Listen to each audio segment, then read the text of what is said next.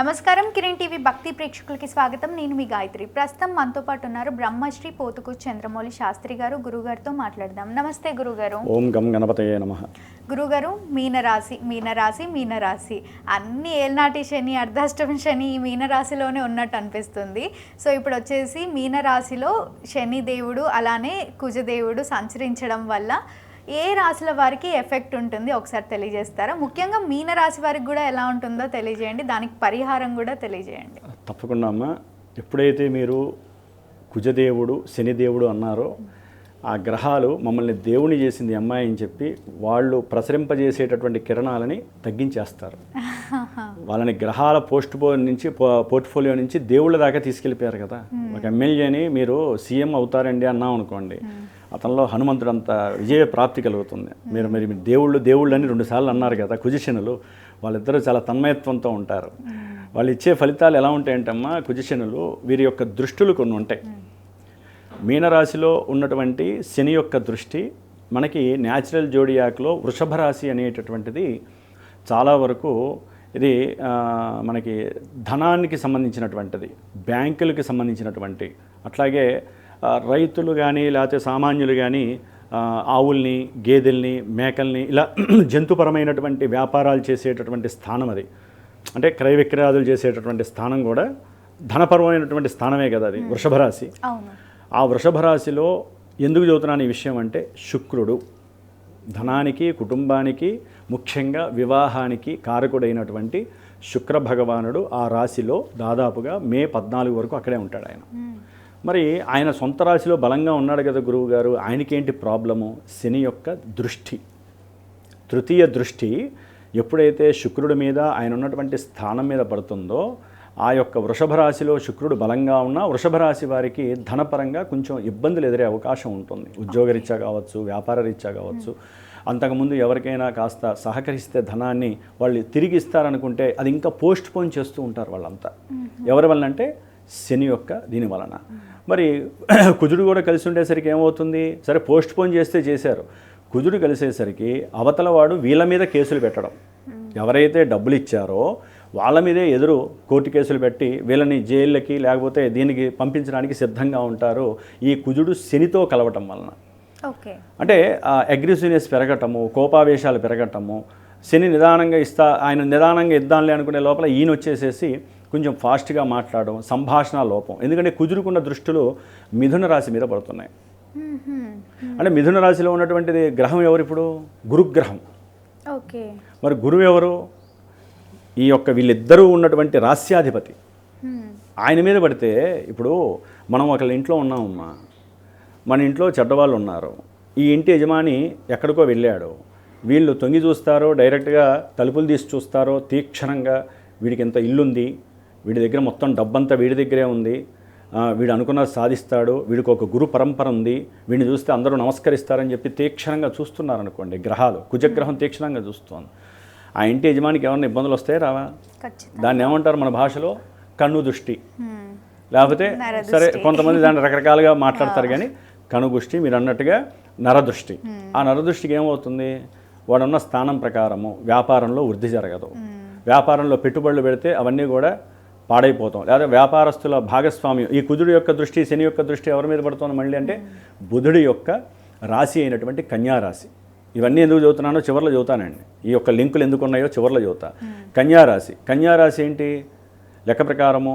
ఈ యొక్క భార్యాభర్తల మధ్య ఎడబాట్లు కలగటము, వ్యాపారస్తుల మధ్య వ్యాపార భాగస్వామ్యం చెడిపోయి ఇరువురు కూడా కోర్టుకి ఈడ్చుకెళ్ళి ఆ కోర్టులో పడేయటం, లాయర్లకు సంబంధించినటువంటి లావాదేవీల్లో డబ్బులు విపరీతంగా నష్టపోవటం, వాళ్ళకి పెడుతూనే ఉంటారు, కేసులు క్లోజ్ కావు.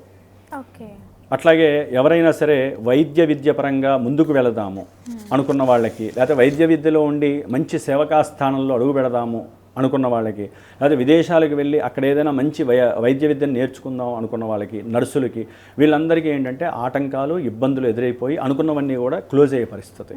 ఇట్లా కన్యారాశి వారికి వారి ఇద్దరు దృష్టి పడుతోంది. మిథున రాశి మీద కుజుడు యొక్క దృష్టి, వృషభ రాశి అంటే మిథున రాశిలో ఉన్న గురువు ఏంటంటే ధనకారకుడు, సంతానకారకుడు, విద్యాకారకుడు. ఆర్థిక పరంగా ఎవరైనా నిలబడాలన్నా, గవర్నమెంట్ జాబ్స్ రావాలన్నా ఈ గురుడు యొక్క అనుగ్రహం ఉండాలి. ఆయన మీద ఈ కుజుడు దృష్టి. ఒట్టి కుజ దృష్టి పడితే పెద్దగా ఎక్కువ సమస్య రాదమ్మా. శనితో కలిసిన కుజుడితో కలిసి దృష్టి పడటం అంత చాలా మంచిది కాదు. జాగ్రత్తగా ఉండాలి. మరి కుజుడికి ఇంకో పోర్ట్ఫోలియో ఉంది దృష్టి, 8వ దృష్టి ఎవరి మీద పడుతోంది? తులారాశి. ఓకే. తులారాశి వారు ఎంత ప్రయత్నం చేస్తున్న ఉద్యోగ విషయాలలో వారికి ఉద్యోగం లభించక శనితో కూడా కలిసి కుజుడు చూస్తూ ఉంటాడు కదా. ఆయన ఒక్క దృష్టే కాదు, పక్కన ఇంకో పాపి యొక్క కలవటం కూడా ఏమవుతుందంటే ఆలస్యంతో పాటుగా నిరాశ, నిస్పృహ, అంటే ఏదనుకున్నా సరే ఇబ్బందికరమైనటువంటి పరిస్థితి. అసలు ఒకటి కాదండి, ఈ కోర్టు వ్యవహారాల్లో అయితే కనుక న్యాయస్థానాల్లో న్యాయవాదులు కూడా వీరికి నెగిటివ్గా రిజల్ట్ ఇచ్చేటటువంటి పరిస్థితి. ఇంత ఘోరమైనటువంటి సిచ్యువేషన్ కుజశనుల యొక్క ప్రభావంతో కూడినటువంటి కుజుడి యొక్క దృష్టి. అంటే కుజుడి యొక్క దృష్టి వలన మిథున రాశికి, కన్యారాశికి, తులారాశికి ఈ 3 రాశుల వారికి రకరకాలుగా విద్యాపరంగా ఏదైనా వివాహపరమైన ఆటంకాలు, వివాహమైన వాళ్ళకి ఎడబాట్లు, లాయర్లకి ధనాన్ని ధారపోయటము, న్యాయస్థానాల్లో వీరికి ఎదురుదెబ్బ, అన్నదమ్ముల మధ్య గృహ క్రయ విక్రయాలకు సంబంధించి విషయాల్లో విపరీతమైనటువంటి నష్టాలు, కష్టాలు, ఆకస్మికంగా ప్రమాదాలు.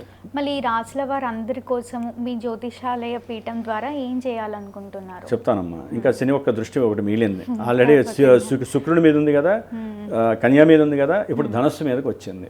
ధనస్సు మీదకి వచ్చినప్పుడు వీళ్ళకి పూజ చేయాలనే తాపత్రయం కూడా తగ్గిపోతుంది కొంతమందికి, ధనుసు రాశిలో వాళ్ళకి. ఎందుకని శని యొక్క దృష్టి కుజుడితో ఉండేసరికి. అట్లాగే ఎంతసేపటికి పిల్లల గురించి ఆలోచించటం, లేకపోతే ఏ ఇల్లు కొందామా, ఏ స్థలం కొందామా, ఏ వాహనం కొందామా, ఉన్న వాటిని రిపేర్ చేయించటం, ఎలక్ట్రానిక్ వస్తువులకి, ఎలక్ట్రిక్ గూడ్స్కి సంబంధించి ఎప్పుడు వాళ్ళకి ఈ సమస్యలు వస్తూనే ఉంటాయి. మే 10 వరకు వాటికి ధనమంతా నష్టపోవటం.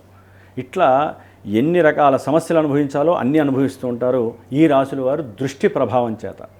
అందుకనమ్మా ఒకటి ఏంటంటే, ఇంకోటి వ్యాపార గ్రహము, వ్యాపారాన్ని చేసే ఏజెన్సీస్ ఉంటాయి చూసావా, అది ఏ రకమైన వ్యాపారమైనా కానివ్వండి, వాటికి అధిపతి ఎవరంటే బుధుడు. బుధుడు అవును, బుద్ధికి కారకుడు. అంటే నర్వస్ సిస్టమ్ పాడు చేసేటటువంటి వాడు, చర్మ సంబంధిత రోగాలు ఇచ్చేటటువంటి వాడు, పైత్యము, వాత, పిత్త, శ్లేష్మ అనారోగ్యాలన్నిటిని తిరగొట్టేవాడు ఎవరంటే బుధుడు. శత్రువుల్ని, రోగాల్ని, రుణాలని కూడా వృద్ధి చేసేవాడే బుధుడు. అంటే ఆయన స్థానం అటువంటిది. కన్యారాశి అంటేనే అవన్నీ వృద్ధి చేసే స్థానం అని అర్థం అనమాట. మరి ఆయన ఎవరింట్లో ఉన్నాడంటే మే 12 వరకు కూడా కుజుడింట్లోనే ఉంటాడు. ఇక్కడ కుజుడితో సంబంధం కలిగింది కమ్మా. అంటే ఇక్కడ వ్యాపార గ్రహమైనటువంటి బుధుడు ధనాన్ని, వివాహాన్ని, అట్లాగే అఖండమైనటువంటి సౌఖ్యాన్ని, మణులు, మాణిక్యాలు, బంగారాన్ని ఇచ్చేటటువంటి వస్త్ర వ్యాపారులకు కానీ వాళ్ళందరికీ శుక్రుడు. అట్లాగే గురుడు ఇందా చెప్పుకున్నాం కదా, సంతానకారకుడు, వృద్ధిని చేసేవాడు, కుటుంబ వృద్ధిని చేసేవాడు. అట్లాగే ఎవరైతే గవర్నమెంట్ జాబ్స్కి ప్రయత్నం చేస్తున్నారో వారు, వీళ్ళందరి మీద కూడా ఈ యొక్క ప్రభావాలు ఉన్నాయి లేదా కుజశనుల ప్రభావం? అవును ఉన్నాయి. అంటే ఈ రాశుల వారు ఈ 3 గ్రహాలు కూడా ఆ శని కుజుల యొక్క ఇళ్లల్లో ఉండటం, వారి చేత చూడబడడం వలన వారికి నానా విధాలైనటువంటి దోషాలు కలగడానికి ఎక్కువ ఆస్కారాలు ఉన్నాయమ్మా. ఓకే, జన్మజాతకంలో వాళ్ళకి ఏదన్నా శుభదశలు, అంతర్దశలు జరిగితే కొంత ప్రభావం తగ్గుతుందేమో, పూర్తిగా 100% తగ్గదు. అవి ఎంత యోగించినా ఇక్కడ మాత్రం వీళ్ళు మనల్ని ఇబ్బంది పెడుతూనే ఉంటారు. ఇది అనుభవపూర్వకంగా చూస్తూ ఉంటాం కాబట్టి అది పెద్ద మనం తప్పుగా అనుకోవద్దు. ఓకే, మే 10 వరకు ఉంటాడు, మే 10 తర్వాత కుజుడు శనితో పక్కిలిపోతాడు కాబట్టి కొంచెం మళ్ళీ శాంతించవచ్చు అని మనం అనుకోవచ్చు. ప్రపంచమే కాదు, మన యొక్క రాశులు కూడా శాంతిస్తాయి. ఎవరింట్లో వాళ్ళు ఉంటాడు, కుజుడు ఆయన ఇంట్లో ఆయన ఉంటాడు కాబట్టి అమ్మ ఇక్కడ మెయిన్ మీరు అడిగారు కదా, వీళ్ళిద్దరూ మరి ఇట్లా ఉన్నారు కదా, ఏం చేయాలంటే వ్యాపారస్తుల కోసం, వ్యాపారంలో శత్రువుల్ని నివృత్తి చేయడం కోసం, ఎవరికైనా సరే రావాల్సిన ధనాలు రావాలన్నా, లేకపోతే కోర్టు సమస్యల్లో ఇరుక్కుపోయినటువంటి ఈ భూగృహ సంబంధిత ల్యాండ్ లిటిగేషన్స్ ఉన్నా, లేకపోతే మన యొక్క భూమిని ఎవరైనా ఆక్యుపై చేసినా, మనం ఏ పని అనుకున్నా సరే వాళ్ళిద్దరు కలవటం వల్ల ఏంటంటే ముందుకు వెళ్ళదు. వెళ్ళినా కూడా కోపావేశాలతో వాళ్ళంతటా వాళ్ళే స్వయంకృతంగా నాశనం చేసుకుంటారు ఆ ప్రోగ్రామ్. ఒక మంచి ప్రాజెక్ట్ ఉంది, గ్రహాల ప్రభావం, ఆవేశం, అవతల వాడు ఏం చదువుతున్నాడు వెంటో తీసే అంటాడు, దాంతో ఏమవుతుంది 10 కోట్లు వచ్చేది కూడా పోతుంది వాళ్ళకి వ్యాపారం. అలాంటి సిచ్యువేషన్స్ కుటుంబంలో ఈ యొక్క దృష్టి వలన వీరు తీసుకున్న నిర్ణయాలు లేటుగా చెప్పటము, ఇట్లాంటివి వివాహానికి కూడా చక్కగా మంచి మాట్లాడుకుని అవి జరగకపోవటము, ఇలా వివాహ విషయంలో లేదా కోర్టు సమస్యల్లో ఎవరైతే ఎన్ని రకాల సమస్యలు అనుభవిస్తున్నారో, సమస్యల వరకే చెబుతున్నానమ్మా, సమస్యలు అనుభవిస్తున్న వాళ్ళకి వీళ్ళిద్దరి యొక్క ప్రభావాన్ని తప్పించుకోవడానికి ఈ రాశుల వారు ఈ యొక్క దశలు, అంతర్దశలు జరుగుతున్నటువంటి వాళ్ళు కుజశనుల ప్రభావాన్ని తప్పించుకోవడానికి ఈ మే 12వ తారీఖు వరకు మీరందరూ కూడా శ్రీరామ రక్షా స్తోత్రాన్ని రోజుకొకసారి చదవండి. శ్రీరామ రామ రామేతి మంత్రాన్ని 108 సార్లు డైలీ, 1008 సార్లు చదివినా ఇబ్బంది లేదు, 108 సార్లు ఇప్పుడున్న కాలమానంలో చదువుకోండి. హనుమాన్ చాలీసా చదవండి, పంచముఖ వీర హనుమాన్ కవచాన్ని వినండి. ఓకే గురు. పంచముఖ హనుమాన్, పంచభూతాలు కూడా మిమ్మల్ని రక్షిస్తాయి. పంచభూతాలన్నీ ఆయనకి అధీనం, పంచముఖాలు ఉంటాయి ఆయనకి. వందే వానర నారసింహ కగరాట్ క్రోడాశ్వ వక్త్రాంచితం, 5 రకాల ముఖాలతో గంభీరంగా ఉండి ఆ పంచభూతాలు ఈ ముఖాలు చూడంగానే అవి వణికిపోతాయట. మన పంచేంద్రియాలను నిగ్రహించే శక్తి పంచముఖ హనుమంతుడికి ఉంది. అందుకని పంచముఖ వీర హనుమాన్ కవచాన్ని వినండి, వచ్చిన వాళ్ళు చదువుకోండి, మీకు శక్తి పెరుగుతుంది. ముందు పంచేంద్రియాల మీద శక్తి వస్తుంది, అవి వస్తే పంచభూతాలను మీరు ఎదిరించగలుగుతారు. కాబట్టి ఇలా చేసుకుంటూ పీఠం తరపున నేను ప్రత్యేకించి ఈ 21 రోజులమ్మ, దాదాపు ఏప్రిల్ 21వ తేదీ నుండి మే 11వ తేదీ వరకు కూడా విశేషంగా 21 రోజులు హనుమాన్కి సంబంధించినటువంటి మన్య సూక్త పారాయణం, జప పారాయణం. కుజశనులు మరి వీళ్ళిద్దరే కదా పాపులు, వీళ్ళిద్దరికి సంబంధించిన మూల మంత్రం ఉంటుంది, వేదమంత్రం. కుజుడికి చూస్తే అగ్నిర్మూర్ధ దివక్కగుత్పతి పృథివ్యా అయం అపాగుం రేతాగుం సిజన్వతి, ఈ మంత్రాన్ని 7000 సార్లు జపం. శనికి ఓ మంత్రం ఉంటుంది 19,000 సార్లు. శమగ్నిరగ్నిభిష్కరశ్చన్నస్తవత సూర్య శంబాతోవాత్వర అపశ్రిత, ఈ మంత్రాన్ని 19,000 సార్లు చక్కగా 21 రోజుల్లో విడగొట్టుకొని రోజుకు 1000 సార్లు, ఈయనకి 700 సార్లు చేసుకుంటూ హనుమాన్ చాలీసా ఒకటి, మంజు సూక్త జపాన్ని 11 సార్లు. ఎవరైతే గోత్రనామాలు ఇచ్చి నోట్ చేసుకుంటారో వారందరికీ చెప్పి చక్కగా వాళ్ళ నక్షత్రాలు రాసులు చెప్పి ఈ విధంగా చేయడం ద్వారా మీరు చేసుకునేది మీకు కొంతవరకు ఎనర్జీని ఇస్తే, మీ బదులు ఎవరైతే, ఎందుకంటే మనల్ని చూసి ఏడ్చేవాడే కానీ మనల్ని గురించి శుభంగా ఉండాలని ఎవ్వడు కోరుకోడు. ఒక తల్లి తండ్రి, ఒక గురువు తప్ప ప్రపంచంలో ఎవరు కూడా మన యొక్క బాగోగుల్ని కోరుకునేవాళ్ళు లేడు నాకు తెలిసి. కొంతమంది ఇళ్లలో తల్లిదండ్రులు కూడా కొంచెం ఇబ్బంది పెట్టేవాళ్ళు ఉంటారు. సరే, మనం దాని గురించి మాట్లాడకూడదు. ఏమో వాళ్ళ గ్రహస్థితి, వాళ్ళ నసీబు, వాళ్ళ జాతకంలో తల్లిదండ్రులు సరిగ్గా చూసుకునే యోగం లేకపోతే ఇబ్బందులు పడతారు. కానీ ఒక గురువు ₹1 ఆశిస్తాడేమో కానీ మీకు పర్ఫెక్ట్గా పనిచేసి పెట్టగలుగుతాడు. మీరు అనుకున్న కార్యాన్ని వీరికి ఉన్నటువంటి మంత్రబలంతో, తంత్రబలంతో, మానసికంగా బుద్ధిబలంతో, తేజస్సుతో, వీరు చేసుకున్నటువంటి అనుష్ఠాన బలంతో, మాకంటూ కొన్ని అనుష్ఠానాలు ఉంటాయి. మేము చేసే మీ గురించి ఎప్పుడైతే మీ గోత్రము, మీ పేరు, రాశి, నక్షత్రం చెప్పి మీకు ఫలానా మంచి జరగాలి, మీకు ఉన్నటువంటి శత్రుబాధలు తొలగాలని నేను ఎప్పుడైతే చెప్తానో, నాకున్న అనుష్ఠాన బలము, పంచభూతాల బలము లింక్ అయ్యి వీళ్ళని కాపాడబడడానికి నా మంత్రబలం చాలా ఉపయోగపడుతుందమ్మా. ఇవన్నీ చాలామందికి తెలుసు, తెలియని వాళ్ళ గురించి చెప్తున్నాను. అందుకనే ఒక గురువుని నమ్ముకొని ఎవరైతే ఈ పూజల్లో చక్కగా పార్టిసిపేట్ చేస్తారో వారికి తప్పకుండా హనుమంతుల వారి యొక్క అనుగ్రహం కలుగుతుందని చక్కగా నమ్మండి. నమ్మి అవకాశం ఉన్న వాళ్ళు ఇవ్వండి. మే 12వ తేదీన హనుమత్ జయంతి సందర్భంగా స్వామివారికి విశేషమైనటువంటి హనుమంతుడి యొక్క హోమాన్ని చేస్తున్నాను. కొన్ని మృత్యుదోషాలు పోవడానికి మృత్యుంజయ నవగ్రహ నక్షత్ర హోమాన్ని ఆచరిస్తూ సీతారాముల వారికి సంబంధించినటువంటి పురుష సూక్త, స్త్రీ సూక్తములతో విశేషముగా తమలపాకులు, తిప్పతీగ, మల్లెపూలు, సింధూరము, తులసి, ఈ 5 ఐటమ్స్తో విశేషముగా నవధాన్యాలతో హోమాన్ని చేస్తున్నాను. కాబట్టి ఎవరైనా సరే రావచ్చు. అది మీరు ఎవరైనా పాల్గొనే వాళ్ళు ఉంటే కనుక ఆ ఏరియా అవన్నీ కూడా నేను చెప్తాను. హైదరాబాద్లోనే జరుగుతుంది హోమం అయితే. చక్కగా అక్కడికి వచ్చి అందరూ కూర్చొని వీక్షించవచ్చు. లేదా రానటువంటి వాళ్ళకి వీడియో ద్వారా నేను పంపిస్తాను.